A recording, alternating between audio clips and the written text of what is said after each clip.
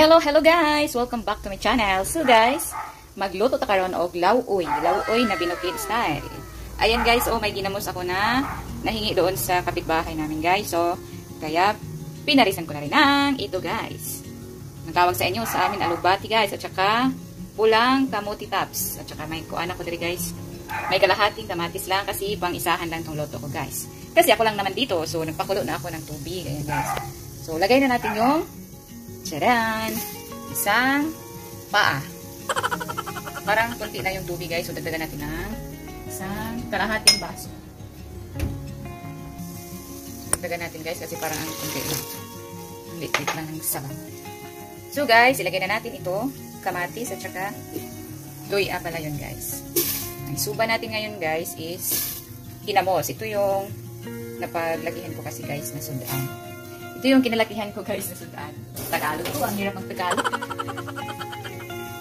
So guys, sa bukid kasi ito yung kadalasan na ginagawa ni nanay. So magpakulo tayo ng tubig at pagkatapos ilagay na natin ang takpan muna siguro natin guys. Wait. So takpan muna natin guys para madali siyang kumulo. So ayan, hintayin lang natin guys. Mabilis lang to kasi kunti lang naman yung sabaw ko at saka pang-isahan lang naman to. So, ang gagawin natin ito guys, pagkatapos kumulo, ay ilalagay na natin ang ating bagoong. So, ito guys ay libre lang lahat. Pinuha ko doon sa mga tanim-tanim namin dito sa likod. So, maganda talaga guys na meron tayong mga pananim sa bakura ng mga gulay para hindi tayo bibili, diba? At saka fresh na fresh pa. So, yun guys, parang kumukulot na. Tingnan na natin. Ayun. So, ito guys ay lauoy with ginamos or bagoong. So, lagyan na natin ng konting. Hindi ko to guys iuubusin. Hindi ko to ilagay lahat guys kasi baka aalat siya. Maalat lang. So, paunti-unti lang. Yan. Guys. Paunti-unti lang. So, di na tayo maglalagay ng asin kasi ito na yung pang ano natin guys.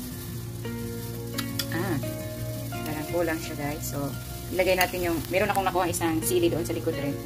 So, kasi hindi ako masyadong mahilig ng sili. Hindi na natin to book on guys. So, ilalagay na natin para may kunting anghang-anghang. Parang ganun. So, guys, ako lang kasi dito mag-isa kasi yung mga kasamahan ko ay kumain sa labas. Tsaka ako yung naiwan. Ayan, guys. Masarap siya, guys. Masarap to, promise. Ito yung lagi naming ulam. Ito yung ulam na walang katulad. Ganun. Try nyo yun to, guys. Try nyo rin. So, pag kumulo na siya guys, ilagay lang natin to. Pag kumulo na siya, timplahan muna natin guys. So, ayun guys, timplahan muna natin. Pinakulo ko muna guys ng mga 1 minute lang. Or, hindi na siya. Nag 1 minute. Basta pinakulo ko lang. So, timplahan muna natin siya guys. Baka maalat. So, lagyan natin ng kaunting. Pag ako kasi guys, maglagay ako ng kaunting bitsin. Depende lang sa ano nyo guys. So, ito yung ulam na walang katulad. Dili siya bigli, guys. So, maglagay lang tayo ng konti lang. Tsaka,